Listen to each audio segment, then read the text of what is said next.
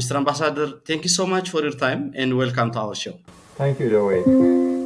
You provide a consulting service to the United States government on the Horn of Africa geopolitical matters. Are you still working on that field? The the way that you frame the question somewhat overstates my role in the U.S. government. I retired in the year 2000 from the State Department, and since then I have on occasion, but certainly not on any kind of a regular basis, provided my views to the U.S. government or some aspect of it, dealing with the Horn of Africa, also dealing with China Africa. I do a lot of research on that topic also. But it is not what I would call a consultancy service. Much of it has been done voluntarily without any reimbursement. Occasionally I would write something that I would receive reimbursement for, but sometimes it would be nothing more than getting together with an outgoing ambassador to Somalia or Ethiopia and expressing my views on the situation in Ethiopia or Somalia. So very informally and not even organized with the State Department. And I have provided nothing along those lines to the Biden administration.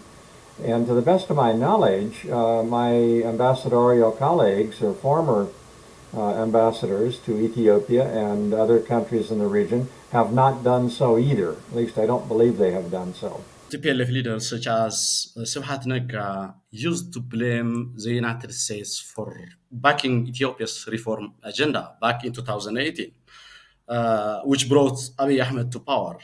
As a senior US diplomat who has a well understanding of the political dynamics in the Horn of Africa, do you agree with this assessment, Mr. Ambassador? When I was serving in Ethiopia, I would deal with him. He obviously was in a key TPLF position at the time. And I've seen him subsequently on several occasions in Ethiopia. I have no concerns about U.S. policy, either during my time or after my time, that recommends a reform agenda to Ethiopia. I think that's the appropriate thing to do, and particularly if it is designed to promote democracy in the country. I'm all for that. Sabat Nega and I had our differences from time to time, so I'm not. I recall those occasions when we did disagree on how to go forward in Ethiopia. What happens as a result of those efforts, the U.S. cannot control, and the United States was very hopeful at the outset of the Abiy Ahmed government. Things have not turned out quite the way I think the U.S. thought they would, but I don't think the United States has any reservations about encouraging reform. Did you personally expect this kind of devastating result?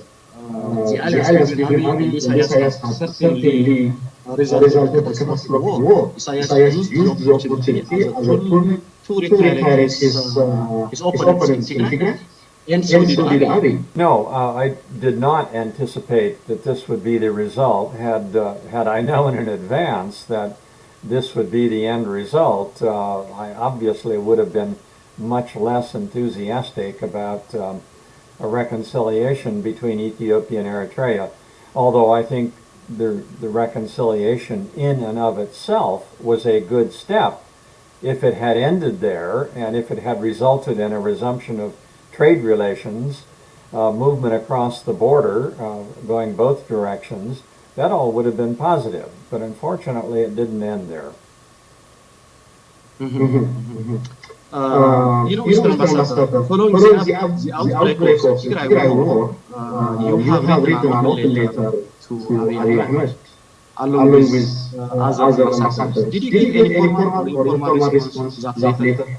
No, there was no response at all, and quite frankly, I don't think we expected a response. There were others who were writing various commentary on what was going on in Ethiopia, and I doubt if they received a response either.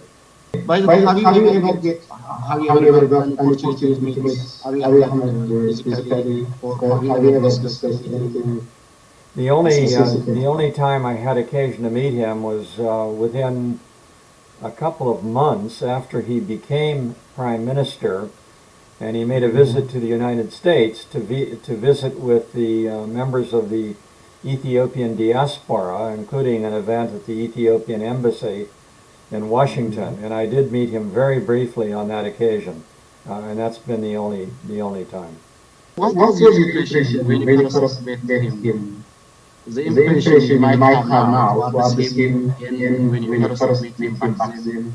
Is there any difference? Well, the meeting that I had was so brief that I had no particular impression, except that he seemed to be very well received by the Ethiopians who were in attendance at that event at the Ethiopian embassy. I was impressed by his the charisma that he seemed to exude at that particular event, but I probably spoke to him for no more than 30 seconds.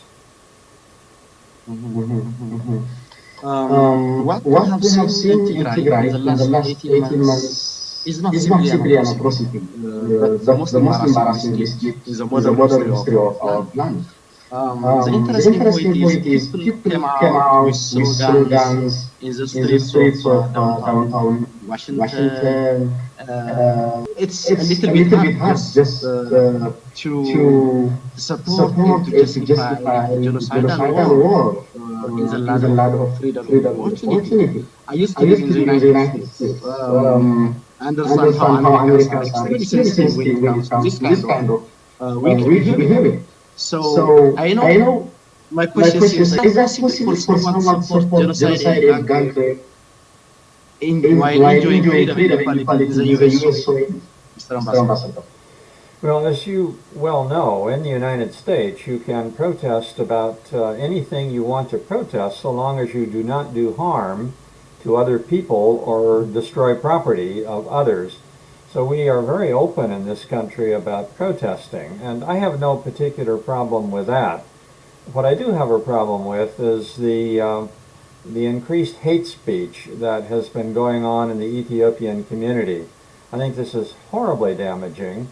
I think to some extent it's taking place in Ethiopia also, but I was very disappointed to see this develop, and it's developing from a variety of quarters. It's not directed solely at Tigrayans. Some of it is directed at other ethnic groups in Ethiopia, and this will have no good end. This is the kind of thing that Ethiopians really must avoid unless they want to have another Rwanda on their hands at some point.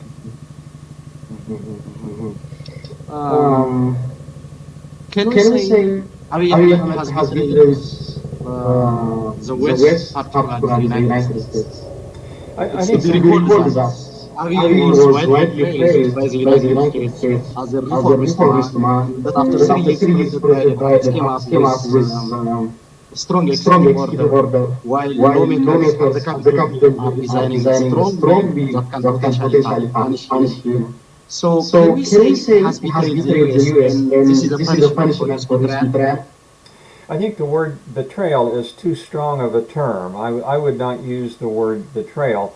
I think what's happened is that there was enormous promise by officials in the United States and by those of us who were out of government when Abiy Ahmed assumed power. We liked a lot of what he was proposing. We liked some of his initial steps at moving forward, both economically and politically in the country.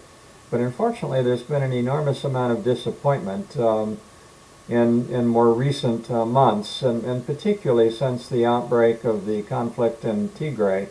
But it was starting to develop even before that, and the disappointment has become more embedded as time has gone on. And I think this is true not just for the United States, but for Western countries generally. Let's move on to the bills, Mr. Ambassador. The HR 6600 and S3999 are now one of the main agendas among Ethiopians at home and abroad. Some of the citizens are showing their support, while some others, particularly pro-government groups, are against the bill, and they are denouncing it for obvious reasons. Do you think the enactment of the law can certainly bring a window of opportunity for Ethiopians? How much influence do you expect from the bill? Yeah, let me offer just a real short lesson in sort of political dynamics in the United States and how this the system of bills works. You're quite right, there are two bills, a Senate bill and a House bill. The House bill is dated back on November 4, so some of the information in the House bill is already a little out of date. The Senate bill was in early February of this year, so it's a little more current in terms of reflecting the situation in Ethiopia. But bills are very, very common in the American congressional system. They're certainly important in that they represent the views of the sponsors and the co-sponsors of the bills. And there are some very key members of the House and the Senate who are sponsors and co-sponsors of the bills. So in that sense, they're significant. But a lot of these bills are never successful in the full House vote or the full Senate vote, where they both have to pass. And it remains to be seen whether these bills will pass or not. I haven't seen any action on either one of them in the last several weeks, so it's questionable whether they're going to be passed. More important than that, even if they are passed, which is a possibility, and they are fairly critical, both of them call for sanctions, on additional sanctions on Ethiopia and Eritrea. But even if they're passed, both of those bills have a critical phrase in them. When it comes to sanctions, they both say that the president determines. In other words, there is the option, even after passing, for the Biden administration to look at the situation in Ethiopia and conclude whether the terms of the bills have been met or not in Ethiopia. And they could well decide that the relationship with Ethiopia is such that they don't want to go ahead and implement any of the sanctions. In other words, they don't agree that the terminology set forward in the bills, and the bills are very similar. They're different, but they're still very similar in terms of what they do, that in fact not much would happen. So sometimes there's more fuss from the Ethiopian side, and particularly the Ethiopian diaspora, on these bills than the situation merits. They're important because important members of Congress have developed them, have authored them or co-sponsored them. But beyond that, nothing further has happened. But some pro-government groups still believe that sanctions cannot make any difference and cannot be a tool to bring what Washington wants to see in Ethiopia. Those people try to refer Eritrea's case as a rationale because multiple sanctions didn't prevent the regime in Asmara from staying in power. Perhaps sanction encourages authoritarianism. You believe sanctions can really force Abiy Ahmed to get his acts together? Well, you raise a very important point, and one that is hotly debated. Look at what is going on today with U.S. and European sanctions in Ukraine. Those are probably the toughest sanctions that the Western countries have ever proposed, or at least in recent history. I mean, they're really tough, far tougher than the ones that are being proposed in the bills dealing with Ethiopia. And it remains to be seen whether they're going to achieve their goal or not in against Russia. You take the sanctions that are included in the two bills dealing with Ethiopia, and the most important difference is that this is only the United States speaking. It's not the West, it's not the European countries, it's just the United States. And even if the European countries were to join the United States in implementing these sanctions, assuming that they pass Congress, assuming that the President of the United States agreed with them, and these are all big ifs, then you still have the rest of the world that is may or may not go along with the sanctions. And I think it's clear that China and Russia, probably India, not to mention a number of lesser countries, will not go along. So unless you have pretty much universal support for sanctions, they often don't make a big difference.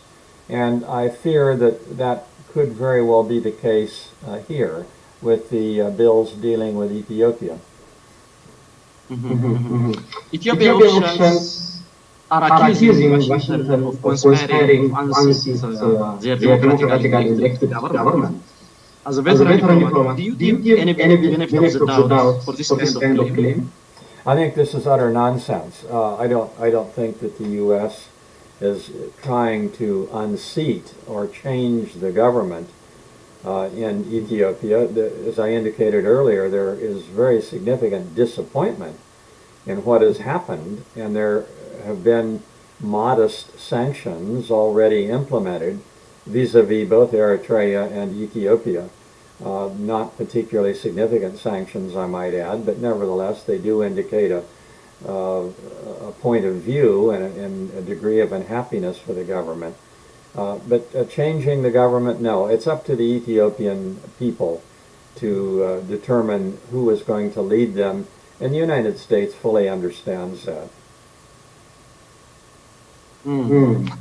Frankly speaking, I have read both bills carefully, and I don't think those lawmakers on Capitol Hill have reasonable grounds to jeopardize the sovereignty of the nation.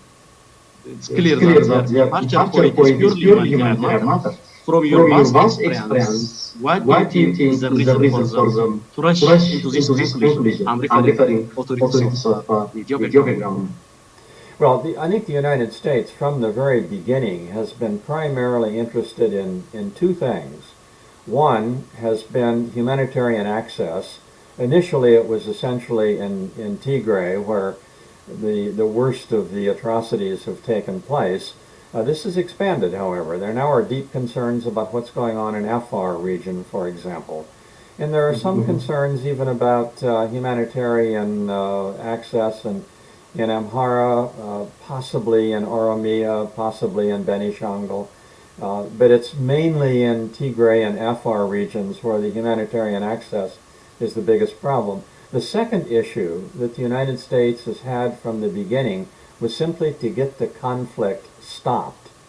And those have been the two overriding objectives of the United States government since day one. It has not been to change the government in Ethiopia. It's not been a lot of the other allegations that certain Ethiopian groups have made. And it is not a question of really even taking sides in the conflict. I keep seeing the allegation that the United States is supporting the TPLF. I don't think that's accurate. They certainly support humanitarian access in Tigray, but that's very different than supporting the TPLF. One thing that has to be seen in line with this controversy is the government of Ethiopia has closed down more than 30 embassies. That means almost half of the country's embassies that were operating worldwide. As a senior diplomat, do you think this is a wise decision? Well, on the face of it, no. I don't know the rationale for doing this. I don't know whether this is a cost-cutting measure or what. I can't imagine that Ethiopia is in such difficult economic straits that it has to close down 30 embassies. Nor do I even know how serious they are about closing these embassies. Is this something that's really likely to happen, or is this more of a vague comment that has been made that is not going to be implemented? I don't know the answer to that question. But the point is, if the government were to go forward and shut down 30 embassies, no, I don't think that's wise. Some of the diplomats were told to remain in Addis and resume their diplomatic career. with their laptop, and they called it laptop diplomacy. Is the term laptop diplomacy really known in the common within the global diplomatic system, by the way? It's not known to me, but keep in mind I've been gone for 22 years, so a lot has changed. In one of our previous interviews, he told me that the last 2 years of service as an ambassador of US in Ethiopia were extremely challenging moments. Because the Zionist government was unhappy by Washington's towards the war back then. In fact, your counterpart in Asmara was also facing similar challenges due to the fact that both Washington were following relatively limited policy. Do you think history is repeating itself? Because Ethiopian authorities are accusing Washington of backing TPLF to return back to power, while TPLF leaders are criticizing the Biden administration for implementing only lip service. There may be an element of repetition of history. I concluded many decades ago, actually, in my interaction with Ethiopians, at least Ethiopians from the highland area. This is less true, I think, of Ethiopians from the lowlands of the country. It's also true of Eritreans in the highlands. And their view is, in my opinion, that if you're not 100% in favor of my point of view, then you obviously are against me. You've got to be 100% supporting my position. Compromise is not part of the highland Ethiopian equation. There's not much room for compromise. So the United States is always known for trying to compromise, to find the middle ground. And it was trying to do that between Ethiopia and Eritrea during the outbreak of conflict in 1998. Well, both Isaias Afwerki and Meles Zenawi were of the opinion that the Americans are not supporting us 100%, so they must be for the other side. Afwerki thought that, and Meles thought that, and as a result, both the American ambassador in Ethiopia and Asmara had a very difficult period of time. Let me move on to my last question, Mr. Ambassador. In a panel discussion organized by the United States of 2 years ago, you claimed that the first ever free and fair election was the one that was conducted in 2005. Do you still believe that assessment? Because some people say the recent one chaired by Mexican elections should be the one that deserves that kind of recognition. First, I have to go back and reread the precise statement that I made, and I know I said something along those lines. I normally qualify it as relatively free and fair election. Now, if I didn't qualify it, and if I said just free and fair election, that's probably my bad. I should have been more careful in what I said. But I haven't gone back to reread the statement, so I don't know whether the qualifying word was there or not. In any event, there has been no Ethiopian election ever, in my mind, that has been completely free and fair. Not the one in 2005 and not the most recent one involving the election of Abiy Ahmed. Those two elections are among the best in Ethiopian history, but that's not saying a great deal. There have been problems with all elections. Some of them have been, frankly, totally meaningless. Those two elections have been better than most. Thank you so much, Mr. David Shinn, veteran US diplomat and professor of international affairs at Washington University. Thank you so much for your time. Thank you. Thank you, David. My pleasure.